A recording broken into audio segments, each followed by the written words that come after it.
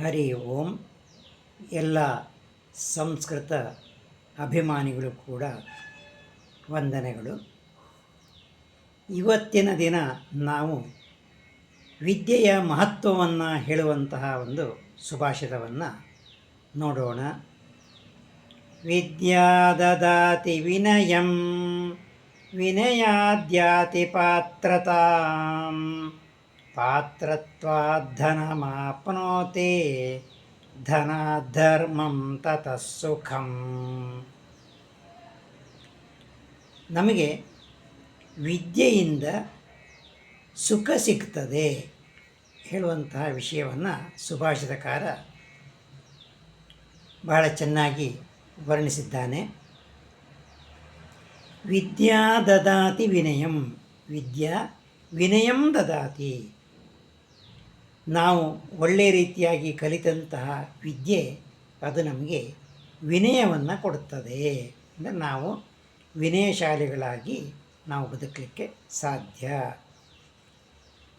ಅಂದರೆ ತುಂಬಿದ ಕೊಡ ತುಳುಕುವುದಿಲ್ಲ ಹೇಳುವ ಹಾಗೆ ಪರಿಪೂರ್ಣವಾದಂತಹ ವಿದ್ಯೆಯು ವಿನಯವನ್ನು ಕೊಡುವಂಥದ್ದು. ಇದರಿಂದ ಏನು ಪ್ರಯೋಜನ ಅಂತ ಕೇಳಿದರೆ, ವಿದ್ಯಾ ದದಾತಿ ವಿನಯಂ ವಿನಯಾದ್ ಯಾತಿ ಪಾತ್ರತಾಂ. ಈ ವಿನಯದಿಂದಾಗಿ ಪಾತ್ರತ್ವ ದೊರಕುತ್ತದೆ. ಪಾತ್ರತ್ವ ಅಂತಂದರೆ ಜನರ ಮನ್ನಣೆ, ಜನರ ಗೌರವ, ಜನರು ನಮ್ಮನ್ನು ಗೌರವಿಸುವಂತೆ ಆಗ್ತದೆ. ಇದರಿಂದ ಏನು ಪ್ರಯೋಜನ? ಪಾತ್ರತ್ವಾದ್ ಧನಮಾಪ್ನೋತಿ. ಇದರಲ್ಲಿ ನಾವು ಒಂದು ಸಂಪತ್ತು ನಮಗೆ ದೊರಕುತ್ತದೆ ಅಂತಿರುವಂಥ ಅರ್ಥ. ಇನ್ನೊಂದು ಜನರ ಸಂಪತ್ತು ನಮಗೆ ದೊರಕುತ್ತದೆ.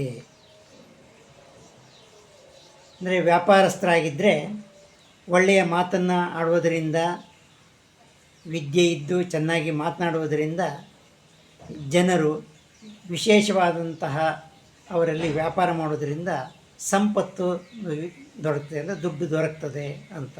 ಇನ್ನೊಂದು ಜನರ ಸಂಪತ್ತು ನಮಗೆ ದೊರಕ್ತದೆ. ಇದರಿಂದಾಗಿ ವಿದ್ಯಾ ದದಾತಿ ವಿನಯಂ ವಿನಯಾದ್ಯಾತಿ ಪಾತ್ರತಾಂ ಪಾತ್ರತ್ವಾದ್ ಧನಮಾಪ್ನೋತಿ ಧನಾತ್ ಧರ್ಮಂ ತತಃ ಸುಖಂ. ಧನಾತ್ ಧರ್ಮಂ, ಧನ ಅಂದರೆ ಈ ಸಂಪತ್ತು ದೊರಕೋದರಿಂದ ಧರ್ಮಂ ಅಂದರೆ ನಾವು ಧರ್ಮಾಚರಣೆಯನ್ನು ಮಾಡ್ಬೋದು. ಅದರಿಂದ ನಾವು ದಾನ ಧರ್ಮಾದಿಗಳನ್ನು ಮಾಡ್ಬೋದು, ಒಳ್ಳೆಯ ಕೆಲಸಗಳನ್ನು ಮಾಡ್ಬೋದು. ತತಃ ಸುಖಂ, ಇದರಿಂದ ನಮಗೆ ಸುಖ ಇಡುವಂಥದ್ದು ಲಭಿಸುತ್ತದೆ. ಅಂದರೆ ಒಳ್ಳೆಯ ರೀತಿಯಾದಂಥ ವಿದ್ಯೆಯನ್ನು ಕಲಿಬೇಕು.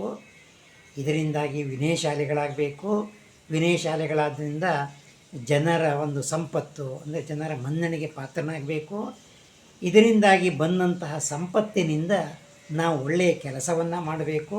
ಈ ಒಳ್ಳೆಯ ಕೆಲಸ ಇಡುವಂಥದ್ದು ನಮಗೆ ಸುಖವನ್ನು ಸಂತೋಷವನ್ನು ಕೊಡುವಂಥದ್ದು ಅಂಥೇಳಿ ಕವಿಯ ಒಂದು ಆಶಯ. ಇವತ್ತಿನ ಸುಭಾಷಿತದ ಒಂದು ವಿಶೇಷತೆಯನ್ನು ತಿಳಿದುಕೊಂಡು ಅದೇ ರೀತಿಯಾಗಿ ನಾವು ಬದುಕೋಣ ಅಂತ ಹೇಳ್ತಾ ಇಂದಿನ ಸುಭಾಷಿತವನ್ನು ಮುಗಿಸೋಣ.